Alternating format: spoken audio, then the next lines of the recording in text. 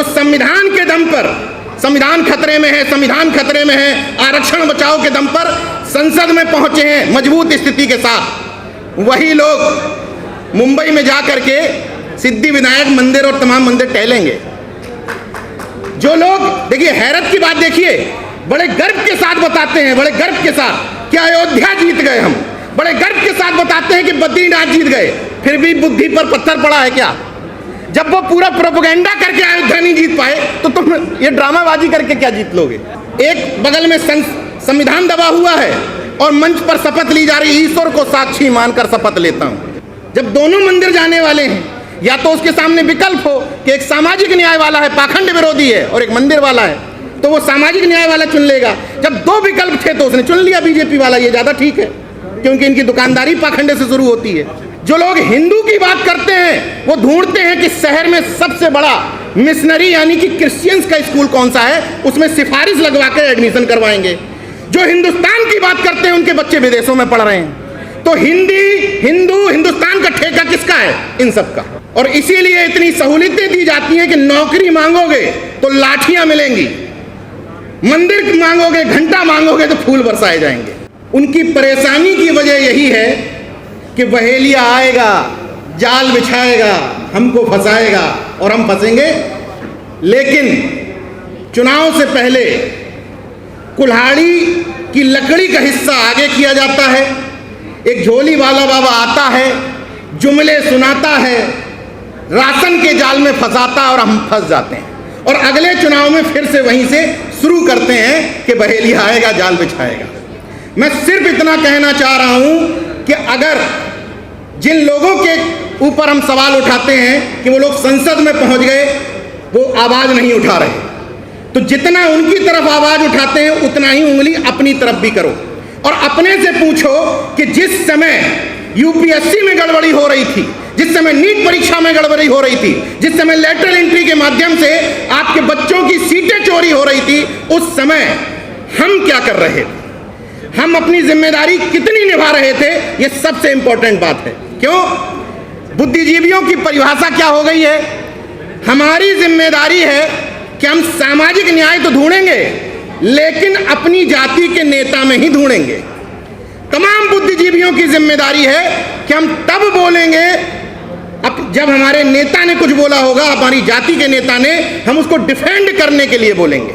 गलत किया होगा तो डिफेंड करेंगे, और 10 साल पहले कोई एक लाइन बड़ी अच्छी बोल दी होगी तो बताएंगे देखो सामाजिक न्याय का मसीहा आ गया है। मैं सिर्फ इतना कहना चाहता हूं कि जिस विपक्ष की तारीफ के काबिल इसमें कोई दिक्कत नहीं है, लेकिन हम सब की जिम्मेदारी तारीफ करने से ज्यादा आलोचना करने की है। क्योंकि अगर जरा भी ढील छोड़ दी हमने तो यकीन मानिए, जो संविधान के दम पर, संविधान खतरे में है, संविधान खतरे में है, आरक्षण बचाओ के दम पर संसद में पहुंचे हैं मजबूत स्थिति के साथ, वही लोग मुंबई में जा करके सिद्धि विनायक मंदिर और तमाम मंदिर टहलेंगे। जो लोग, देखिए हैरत की बात देखिए, बड़े गर्व के साथ बताते हैं, बड़े गर्व के साथ कि अयोध्या जीत गए हम, बड़े गर्व के साथ बताते हैं कि बद्रीनाथ जीत गए, फिर भी बुद्धि पर पत्थर पड़ा है क्या? जब वो पूरा प्रोपेगेंडा करके अयोध्या नहीं जीत पाए तो तुम ये ड्रामाबाजी करके क्या जीत लोगे? सिर्फ इतना सा मूल अंतर समझ लीजिए। जनता के बीच में आज जो कंफ्यूजन क्रिएट है, वो कंफ्यूजन इसीलिए क्रिएट है कि हम उथला उथला सामाजिक न्याय, एक बगल में संविधान दबा हुआ है और मंच पर शपथ ली जा रही, ईश्वर को साक्षी मानकर शपथ लेता हूं। कैसे काम बनेगा? मुंबई गए, किसी ने मुझे फोन करके कहा नीरज भाई आप लोगों की बातों का असर आ रहा है। देखिए चैत्य भूमि भी गए, तो हमने कहा असर तो आ रहा है। चर्चा किसकी ज्यादा है, चैत्य भूमि की ज्यादा है या जो 35 सांसद वहां सर नवाने गए वहां ज्यादा है? जब जिस पार्टी का, मैं बार बार एक बात कहता हूं, हालांकि इस चुनाव में ये हुआ है, मैं बार बार एक बात कहता हूं कि आप लोग जब तक अपनी पिच पर, सॉलिड अपनी पिच पर नहीं खेलेंगे, इस बार आपने अपनी पिच तैयार की और काफी हद तक आप अपनी पिच पर खेले, तो देखिए शानदार आपने चौके छक्के लगाए। लेकिन आप करते क्या हो कि थोड़ा बहुत कंफ्यूजन के चक्कर में जैसे ही उनकी पिच पर जाते हो, इतनी शानदार बैटिंग होती है कि आप मैदान से आउट हो जाते हो। हिंदुत्व के मामले में आप समझिएगा कि पिछली बार आजमगढ़ में निरहुआ लड़ रहे थे और धर्मेंद्र यादव जी लड़ रहे थे। हालांकि मैं धर्मेंद्र जी को पसंद करता हूं, लेकिन जनता के सामने सवाल यह था कि मुझे एक मिल रहा है, दोनों यादव मिल रहे हैं मंदिर जाने वाले, तो जब यादव को चुनना होगा तो वो कौन सा यादव चुनेगा? जब दोनों मंदिर जाने वाले हैं, या तो उसके सामने विकल्प हो कि एक सामाजिक न्याय वाला है, पाखंड विरोधी है, और एक मंदिर वाला है, तो वो सामाजिक न्याय वाला चुन लेगा। जब दो विकल्प थे तो उसने चुन लिया बीजेपी वाला, ये ज्यादा ठीक है, क्योंकि इनकी दुकानदारी पाखंडे से शुरू होती है। मैं बार बार यही बात कहता हूं, जो कांचैलैया साहब चले गए हमारे बीच से, उन्होंने एक बात कही थी, मैं उसको दूसरे ढंग से कहता हूं। एक नारा दिया गया, हिंदी, हिंदू, हिंदुस्तान। जो लोग हिंदी की बात करते हैं वो अपने बच्चों को इंग्लिश मीडियम में पढ़ाते हैं। जो लोग हिंदू की बात करते हैं वो ढूंढते हैं कि शहर में सबसे बड़ा मिशनरी यानी कि क्रिश्चियंस का स्कूल कौन सा है, उसमें सिफारिश लगवा कर एडमिशन करवाएंगे। जो हिंदुस्तान की बात करते हैं उनके बच्चे विदेशों में पढ़ रहे हैं। तो हिंदी, हिंदू, हिंदुस्तान का ठेका किसका है? इन सब का। जिनके बच्चे काबड़ ढो रहे हैं, ठेका वही लोग लिए हैं। और इसीलिए इतनी सहूलियतें दी जाती हैं कि नौकरी मांगोगे तो लाठियां मिलेंगी, मंदिर मांगोगे, घंटा मांगोगे तो फूल बरसाए जाएंगे। सरकार का एजेंडा क्लियर है, और क्लियर हो भी क्यों ना। जो लोग बार बार ताकत में आ जा रहे हैं, भले ही सीटें आपने कम करवा ली, उन्होंने कब कहा था कि मैं सत्ता में आ जाऊंगा तो भारत को विश्व की सबसे बड़ी यूनिवर्सिटी दूंगा? कभी कहा क्या सदन में? उन्होंने कहा था कि मंदिर का घंटा पकड़ाऊंगा तो पकड़ाया है। तो मुद्दे वहां क्लियर हैं, आपके पास क्लियर नहीं है। एक चर्चा अभी आपने की थी नेशनल बिल्डर कैटेगरी, ये बहुत बड़ा समाधान है जातिवाद को खत्म करने का, बहुत बड़ा समाधान।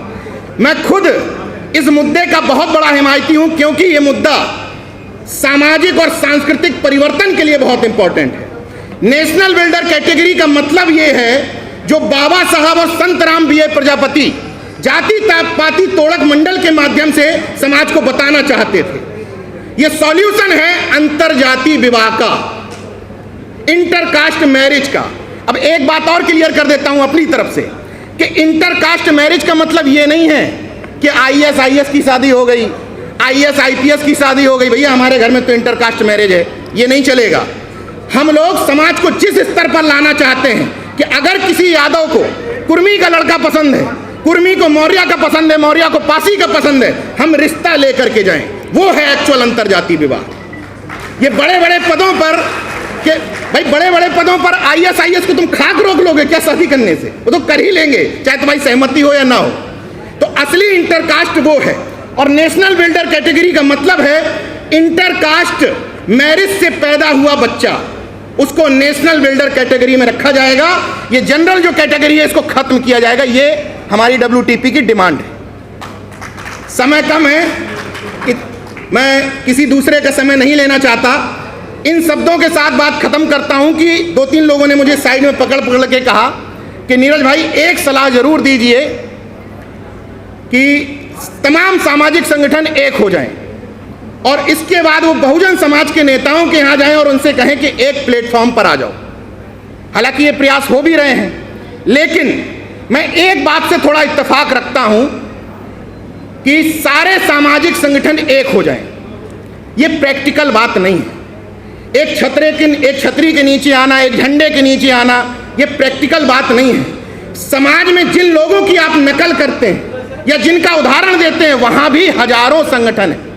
एक बात जरूर हो सकती है कि हम विभिन्न तरीके से काम करते हुए अलग अलग संगठनों में, जब हमारे मुद्दों की बात हो तो हम एक हो जाएं, जब हमारी लड़ाई की बात आ जाए तब हम एक हो जाएं। जैसे सवर्णों के कितने भी संगठन बने रहे, लेकिन जब उनको किसी गांव में ओबीसी एससी को दबाना होता है तो एक हो जाते हैं। तो आप अपने मुद्दों पर एक हो जाएं, क्योंकि कोई कह रहा है कि अंतरजातीय विवाह इंपॉर्टेंट मुद्दा है, वो अपना मुद्दा समझे भाई, ठीक है। कोई कह रहा है जातिवार जनगणना इंपॉर्टेंट मुद्दा है, ये भी महत्वपूर्ण बात है। कोई कह रहा है कि मृत्यु भोज खत्म करना इंपॉर्टेंट है, ये भी महत्वपूर्ण बात है।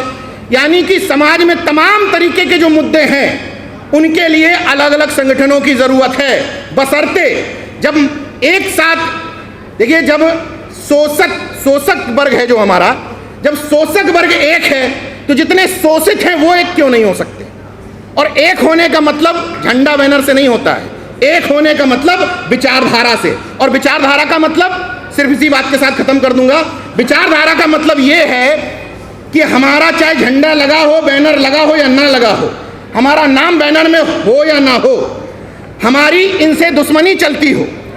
मैं उदाहरण बता रहा हूं कि मेरी मान लीजिए अनिल जी से दुश्मनी है, अनिल जी के घर में बेटी का बर्थडे होगा, ये मुझे बुलाएंगे, मैं नहीं जाऊंगा, लेकिन अनिल जिस दिन जातिवार जनगणना पे कार्यक्रम कर रहे होंगे मैं चुपचाप जाके पीछे बैठ जाऊंगा।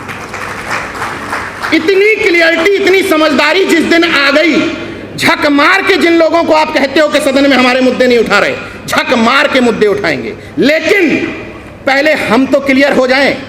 मुझे हैरत होती है कि जो लोग मंचों पर पाखंड विरोध की ज्ञान ठोकते हैं, उन्हीं के घर में तमाम पत्नियां मनुवाद की एजेंट बनी बैठी हैं।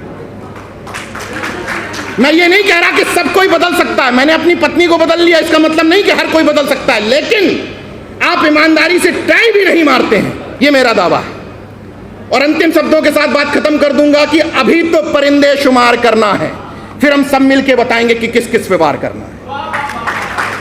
अभी तो परिंदे शुमार करना है, फिर हम सब मिलके बताएंगे कि किस किस पे वार करना है। बड़ा गुरूर है सत्ता वालों तुझे, मगर हम सबको जिद है कि दरिया को पार करना है। नमो बुद्धाय, जय भीम, जय मंडल, इनकलाब जिंदाबाद, उल गुलाम जिंदाबाद।